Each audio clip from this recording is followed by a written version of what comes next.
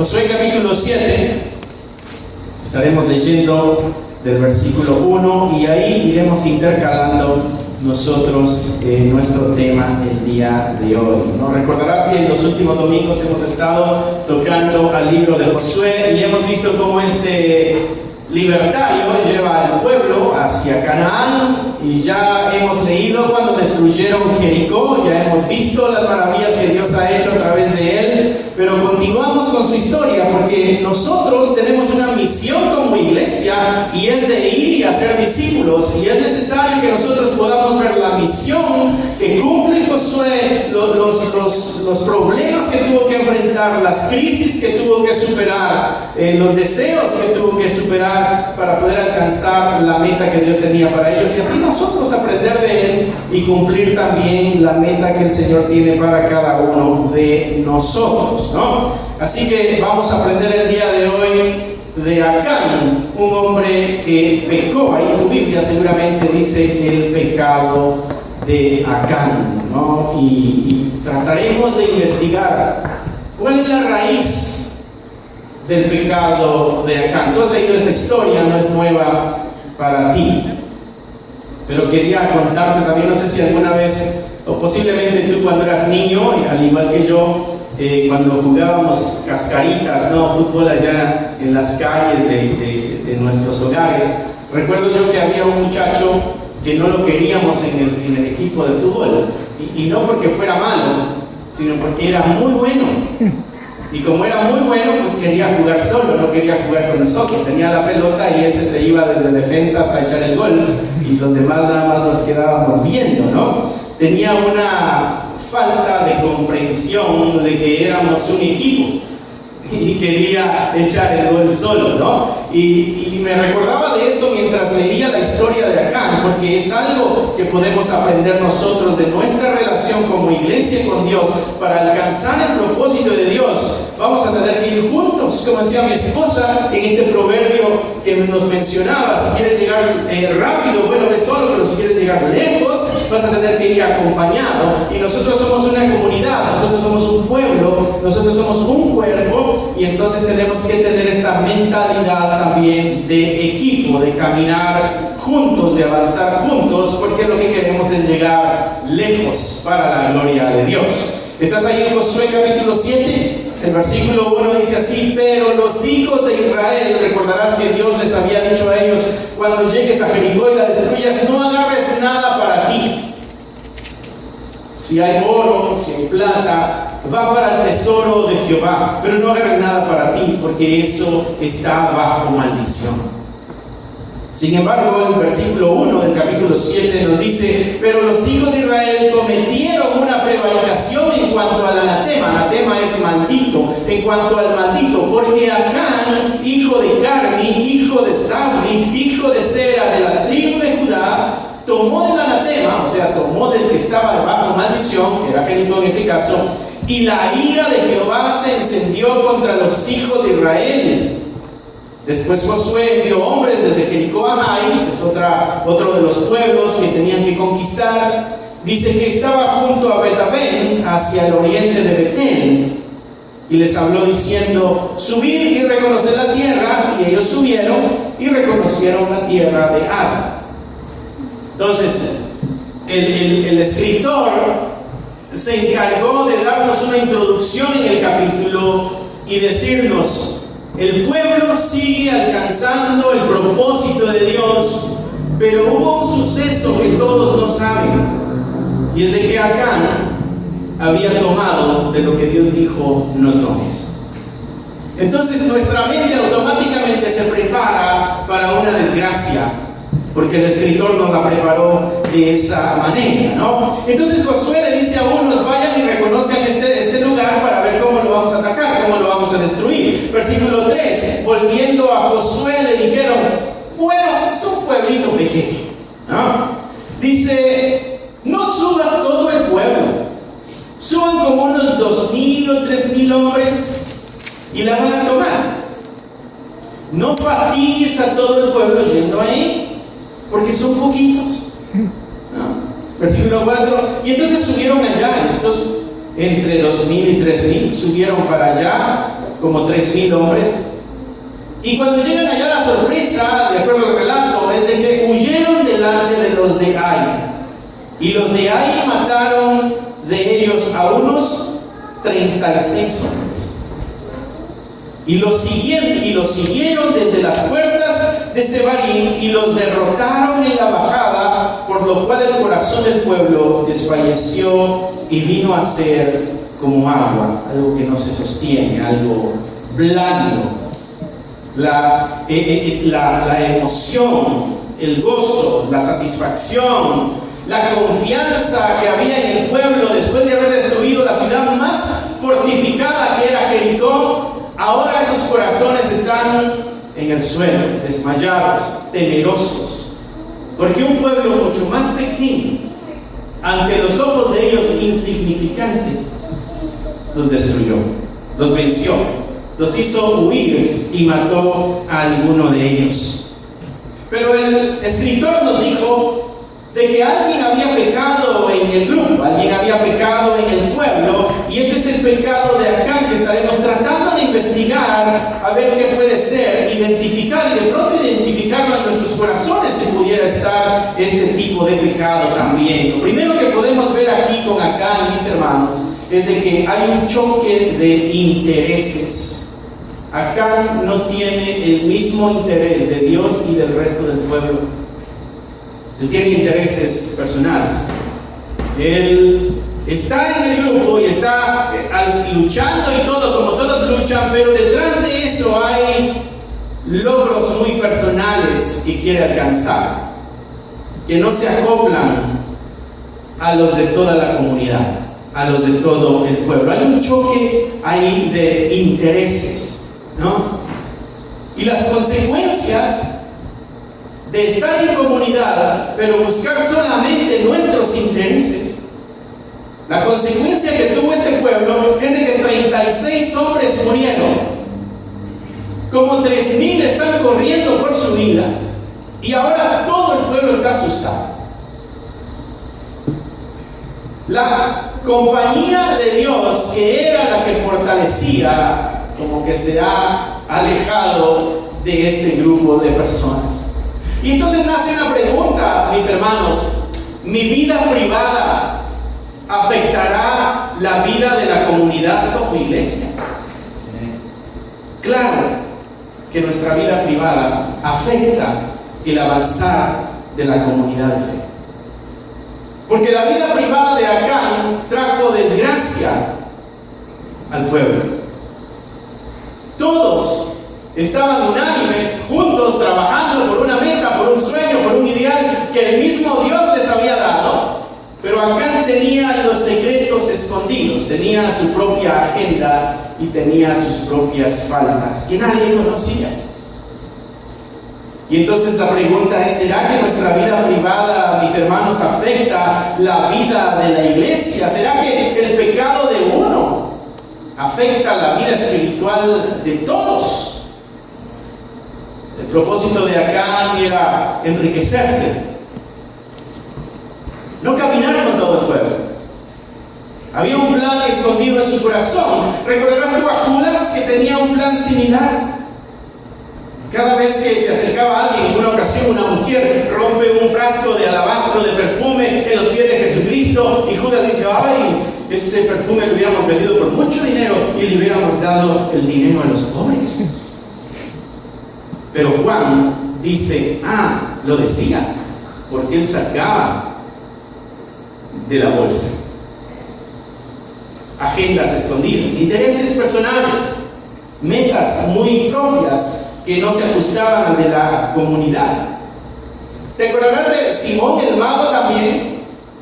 Que dio dinero para ver si le daban al Espíritu Santo y tener el poder como los demás. Sus propias agendas escondidas, no de acuerdo a la comunidad. Y Pedro sancionó fuertemente a Simón.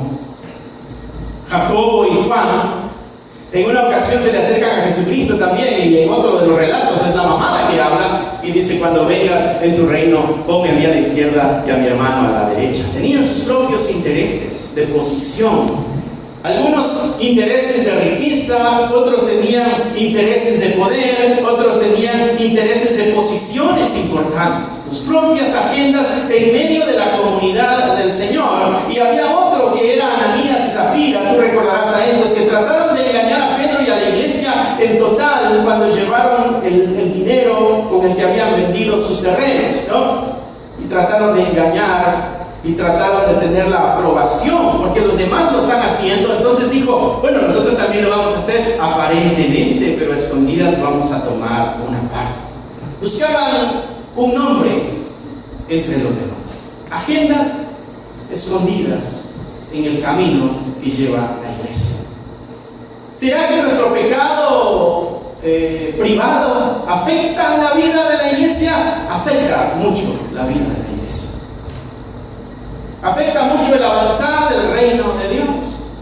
Afecta mucho nuestra relación y nuestra comunión entre nosotros y la comunión con nuestro Dios. Primera de Samuel 15, 22, 23 dice: y Samuel dijo: se complace Jehová tanto en los holocaustos y víctimas como en que se obedezca a la palabra de Jehová. Ciertamente el obedecer es mayor que los sacrificios, y el prestar atención que la grosura de los carneros, porque como pecado de adivinación es la rebelión, y como ídolos e idolatría es la terquedad. El que es terco es como idólatra, dice acá Samuel, y el que es rebelde es como un hechicero, como un brujo, como un adivino. Agendas escondidas. ¿Qué es lo que a Dios le importa? ¿Nuestra apariencia exterior o la transformación interna? Obviamente lo de adentro, porque se reflejará el día de mañana en lo de afuera. Yo puedo venir acá de una forma muy hipócrita, mis hermanos, con mi camisita negra, con mi corbatita, y presentarme aquí, y que ustedes me vean y digan: el hombre anda en santidad. Pero si yo traigo mi pecado escondido, afectará la vida de ustedes. Y déjenme decirle que de la misma manera la vida de ustedes afecta la vida de la iglesia en comunidad. Así como el pecado de Acán trajo desgracia a toda la comunidad, el pecado de cada uno de nosotros traerá también su consecuencia a la iglesia como comunidad. Por eso es importante que todos estemos en la misma página, que es honrar, agradar a Dios y servir en todo lo que podamos. Por eso es muy importante tener la mirada en el mismo Señor, no en otros señores. Es importante que nuestra mirada esté con el deseo de cumplir el propósito de Dios y no nuestros pequeños propósitos escondidos. Acá nos da un tremendo ejemplo de cómo puede turbarse el avanzar de muchos por la falta de uno. Vamos a leer el versículo 4 y 5 otra vez, porque hay algo que quiero que podamos ver aquí también. Dice: y subieron allá del pueblo como 3,000 hombres, los cuales huyeron delante de Ai, y los de Ai mataron de ellos a unos 36 hombres, y los siguieron desde las puertas de Sebarim, y los derrotaron en la bajada, por lo cual el corazón del pueblo desfalleció y vino a ser como agua. ¿Por qué, mis hermanos? Si uno es el que pecó, todos pagaron las consecuencias. ¿Por qué si el que pecó fue Acán? ¿Por qué todos están desfallecidos de ánimo? ¿Por qué 36 murieron? ¿Y por qué como 3,000 están huyendo por su vida? Si el pecador fue uno. Y ahí es donde decimos: bueno, lo que pasa es que esto es medio injusto, porque el único que debía haber llevado las consecuencias de esto debió haber sido Acán. Pero la choca con la otra realidad de que Dios es justo. ¿Crees tú que Dios es justo? Amén. Si tú crees que Dios es justo, entonces es justo que todos hayan pagado por el pecado de Acán. Y ahí es donde tú y yo debemos comenzar a ir cambiando nuestra forma de pensar. Porque el pecado de Acán nos recuerda de que la responsabilidad de la santidad de la iglesia es colectiva, no es individual. Todos tenemos la responsabilidad, no solo de caminar en santidad nosotros, sino tenemos la responsabilidad de que nuestros hermanos y de que nuestras hermanas caminen en santidad. La responsabilidad, mis hermanos, es colectiva. Por eso cuando estés en pecado y alguien se acerque y te diga, hermano, hermana, ese camino que llevas no es un camino correcto, no te molestes, porque simplemente está ejerciendo su responsabilidad, porque tenemos una responsabilidad colectiva. No solamente te está protegiendo a ti, sino que está protegiendo a toda la iglesia, porque el pecado de uno puede traer desgracia a todos.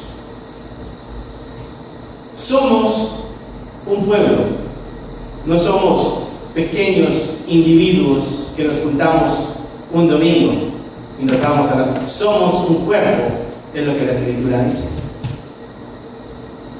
Cuando tú lees el Antiguo Testamento, Dios se dirige al pueblo, no se dirige a uno, se dirige al pueblo. Y cuando lees el Nuevo Testamento, Dios se dirige a la iglesia, no se dirige a uno, se dirige a la iglesia. Somos muchos, pero somos uno, somos un pueblo. Por eso cada uno tiene la responsabilidad del otro. Tenemos doble responsabilidad por nuestra vida y por la vida del otro, que caminen en santidad, que caminen de acuerdo a la voluntad de Dios.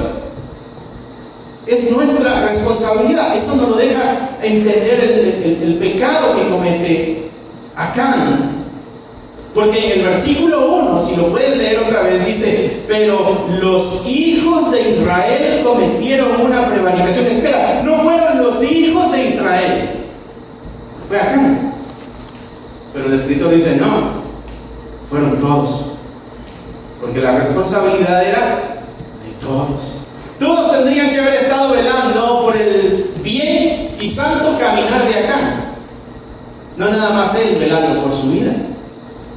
Todos tendrían que ver. Seguramente algunos se dieron cuenta de lo que tomó, de lo que guardó, de lo que escondió, porque el relato dice que hizo un hoyo en medio de su tienda y ahí lo escondió. Ahí escondió el oro y escondió un bálsamo babilónico que le gustó mucho. Y dijo, tremenda, esto está bien bonito, me lo llevo para mi casa, allá lo escondo. Alguien se tuvo que haber dado cuenta, pero no tuvo el valor de acercarse a Acán y decirle a Acán, ¿recuerdas que Dios dijo, no tomes nada del anatema? Seguramente algunos vieron y se quedaron callados y dijeron, no, porque se puede ofender acá. Ya ves cómo es. Ya no nos va a invitar a la fiesta si le confrontamos su pecado.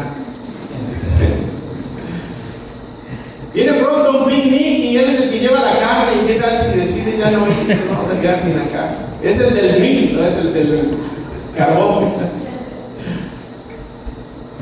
O es un amigo tan cercano que la verdad no quiero romper la amistad para confrontarle el pecado. Pero de todas maneras, la Escritura nos ha dicho de que Dios no puede ser burlado. Todo lo que el hombre sembrare, eso también segará. El no meterme o el tú no meterte en la vida de los demás afecta a la iglesia.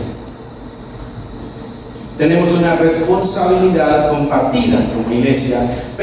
Pablo, escribiendo a los Corintios, en la primera carta a los Corintios, capítulo 12, versículo 20 al 22, se lo voy a leer, dice, pero ahora son muchos los miembros, pero el cuerpo es uno. Ni el ojo le puede decir a la mano, no te necesito, ni tampoco la cabeza le puede decir a los pies, no tengo necesidad de vosotros. Antes bien, los miembros del cuerpo que parecen más débiles son los más necesarios.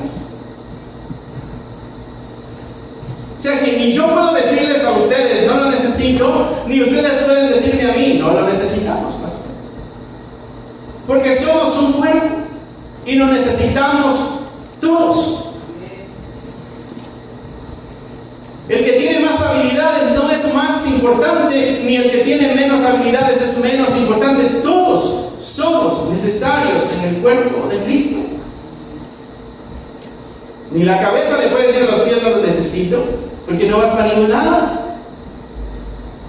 Ni le puedo decir a mi oreja no te necesito. La necesito porque me detengan los lentes. Y no se me van de lado. Y entonces Pablo nos dice, hermanos, ustedes que son la iglesia, aunque son muchos, ustedes son un solo pueblo. El pecado de Acán, mis hermanos, es de que no tuvo la capacidad de verse como parte de una comunidad, sino que se vio como alguien solo y aislado, que velaría solamente por sus intereses y no por los intereses de toda la comunidad. El pecado de Acán va más allá de robarse un lingote de oro y un manto babilónico. No, hay algo en su corazón que le dice: tremendo pueblo, pero tú vela por lo tuyo. Decía un familiar mío, cada uno se tiene que rascar con sus propias uñas. No, nuestra mentalidad tiene que cambiar en esta vida de iglesia.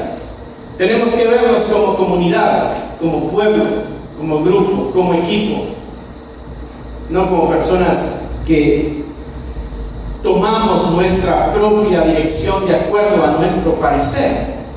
Gracias a Dios tenemos una base de valores que es la Escritura, que nos ayuda a todos a ver cuál es la dirección que debemos llevar como comunidad de fe.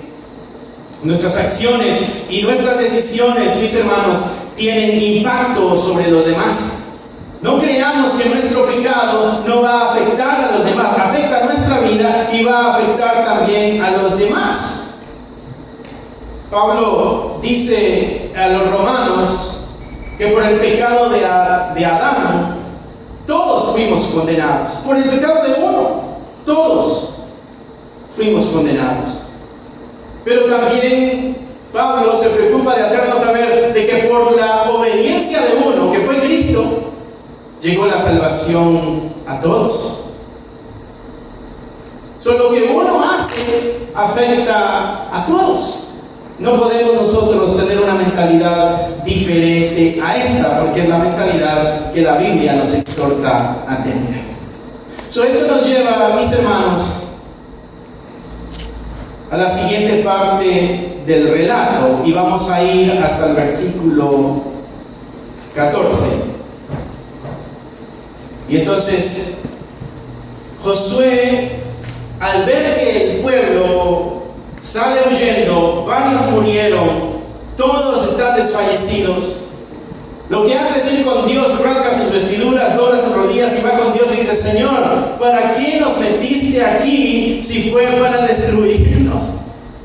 Mejor nos hubiera dejado del otro lado del Jordán.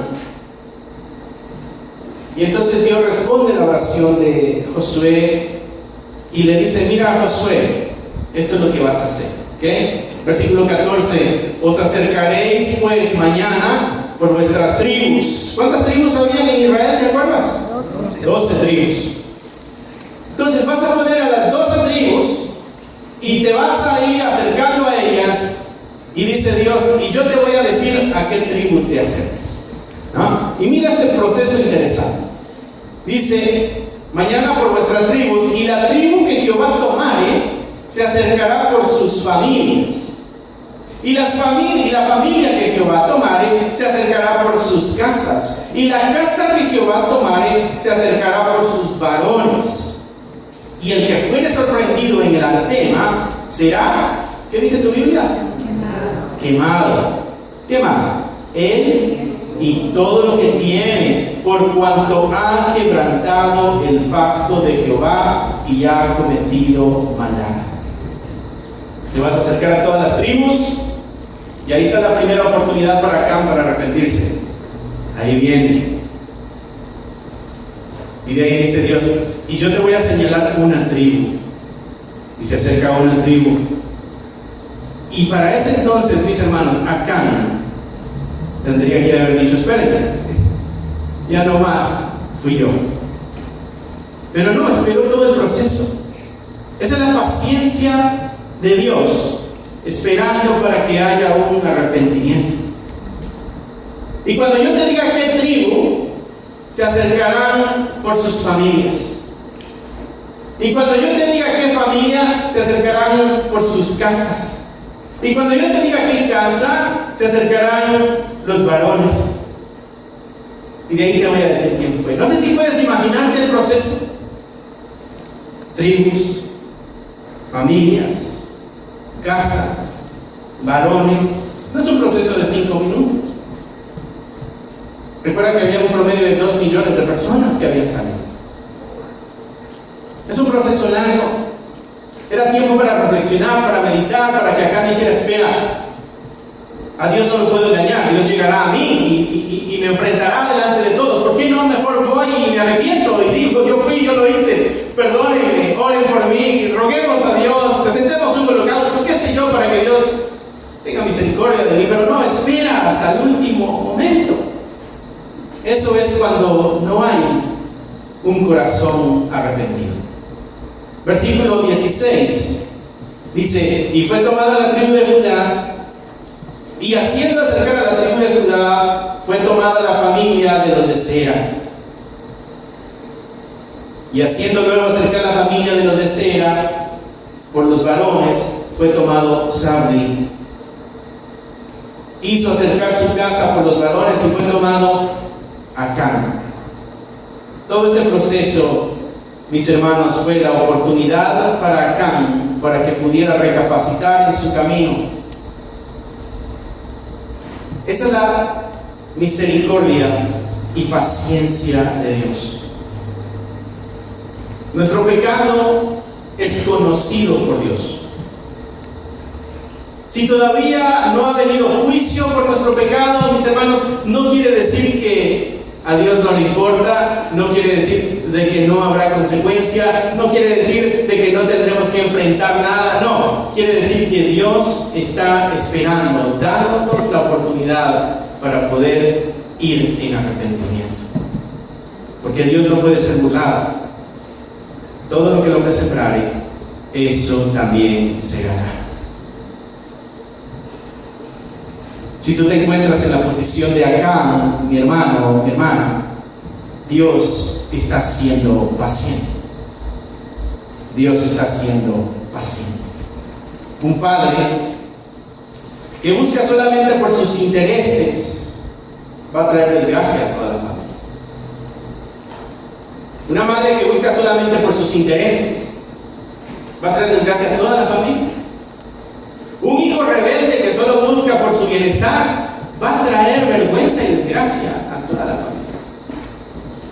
Hace muchos años atrás recuerdo un programa que estaba viendo donde las personas presentan sus habilidades y hay algunos jurados que si son muy buenos les dan la oportunidad de pronto de actuar, de hacer música o qué sé yo, esos programas de concursos donde las personas presentan sus habilidades. Y recuerdo una ocasión que había un padre con 2 niñas y estaba echándole porras a una de las mujeres que estaban participando, y cuando se acerca la persona a decirle ¿a quién veniste a apoyar? Él dice, la que está allá es mi ex esposa. Dice, ella nos dejó porque dijo, quiero alcanzar mis sueños. Y los hijos me están deteniendo. A mí se me hizo interesante que este hombre todavía llegara a apoyar, yo no me hubiera acercado a ese lugar. Pero se me hizo interesante que ella dejara a su familia porque quería alcanzar sus sueños. Esto es lo que hizo Acán. Quiso alcanzar sus propios intereses y dejó a un lado los intereses de la familia donde le había puesto Dios. Por alguna razón, esa mujer era parte importante en esa familia, ahora esa familia estaba fracturada. Mis hermanos, no creamos que nuestro pecado no afecta a los demás. Nuestro pecado afecta a todos.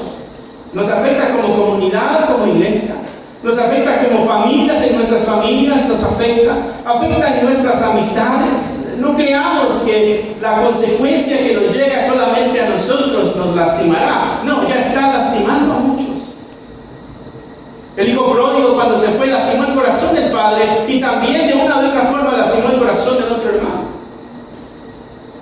Y así cada relato de la historia que tú te das cuenta de que alguien pecó, de una u otra forma afectó a los que estaban respeto y cuidado.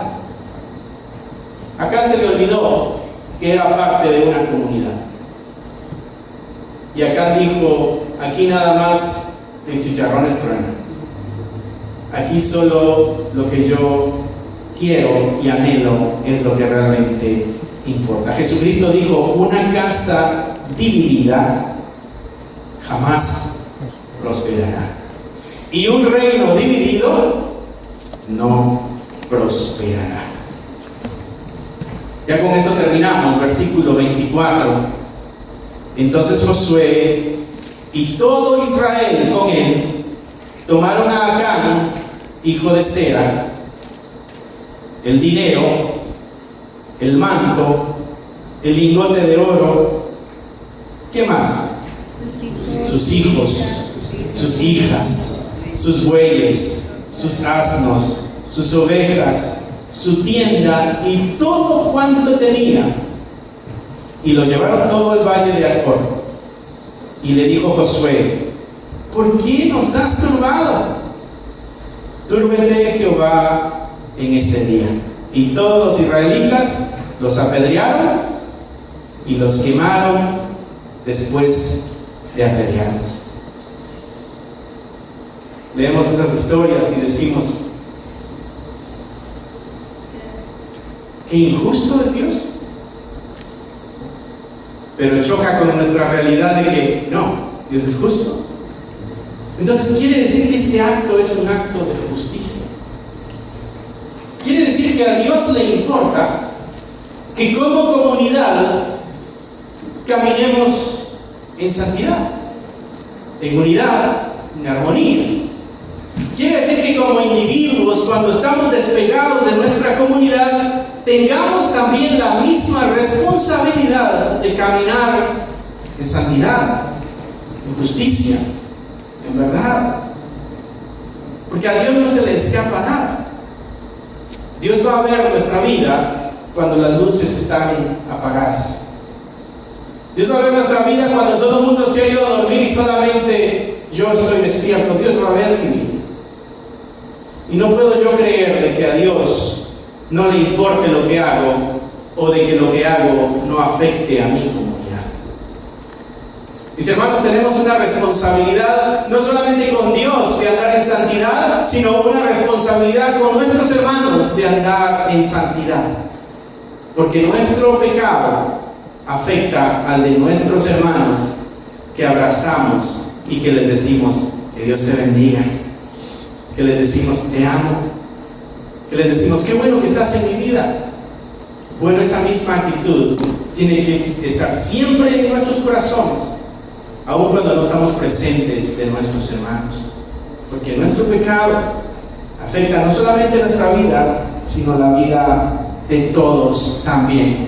Una mentalidad que está rota con intereses divididos, mis hermanos, buscará siempre suplir sus propias necesidades y buscará alcanzar solamente sus propias metas. Pero como creyentes no podemos pensar así, porque somos un cuerpo donde la cabeza es Cristo. Y luchamos por los intereses, no nuestros, sino por los intereses de nuestro Señor. Luchamos por las metas, no las nuestras, sino por las metas de nuestro Señor. Y nos esforzamos no por nuestro propósito, sino por el propósito del Señor, a quien hemos rendido nuestra vida y nuestra voluntad. Juan 17:20 dice, esta es la oración de Jesucristo, mis hermanos, para que veas dónde está el corazón de Cristo. Él dice, mas no ruego solamente por estos, sino que también por los que han de creer en mí por la palabra de ellos, para que todos sean uno, como tú, oh Padre, en mí y yo en ti. Que también ellos sean uno en nosotros, para que el mundo crea que tú me enviaste. Esta es la oración de Jesús. Hace más de 2000 años. Padre, aquellos que en el futuro van a creer, que sean uno, así como tú y yo somos uno. Nos corresponde responder la oración de Jesús el día de hoy. Nos toca responder la oración de Cristo. Pensemos, como cuerpo, no como individuos. Pensemos como comunidad, no como individuos, porque nuestra vida personal afecta la vida de todos. Amén. Cerremos ahí nuestros ojos, mis hermanos. Amantísimo Señor, te damos gracias por tu palabra que ha hablado a nuestras vidas y a nuestros corazones, que nos ha recordado de que nuestra relación contigo no es una relación únicamente entre tú y yo, sino que es una relación entre tú y nosotros. Nos ha recordado tu palabra de que nuestra vida privada, nuestra vida a solas, nuestra vida lejos de la comunidad que conocemos como iglesia afecta a la distancia y que tenemos una responsabilidad colectiva como iglesia y que es necesario que nosotros busquemos tu dirección en cada momento, aunque estemos solos o lejos de nuestros hermanos. Ayúdanos a tener presente en nuestras mentes y nuestros corazones de que fuimos llamados a ser un cuerpo en ti, a ser santos, a ser perfectos, a ser fieles, a ser leales a ti, a tu llamado, a tu propósito. Ayúdanos a tener presente en nuestras mentes de que fuimos llamados a rendirte gloria y honra en todo lo que hagamos. Te lo pedimos en el nombre que es sobre todo nombre, en el nombre de Cristo Jesús. Amén. Amén. Si te gustaría obtener alguno de estos devocionales, libros de estudio o libros para colorear, encontrarás un enlace en la descripción del video que te llevará a la página de Amazon para adquirirlos. Si aún no te has inscrito en el canal, te animo a que lo hagas para no perderte ninguno de los videos que estamos subiendo. Gracias por esperar hasta aquí. Que nuestro Señor te bendiga y nos vemos pronto.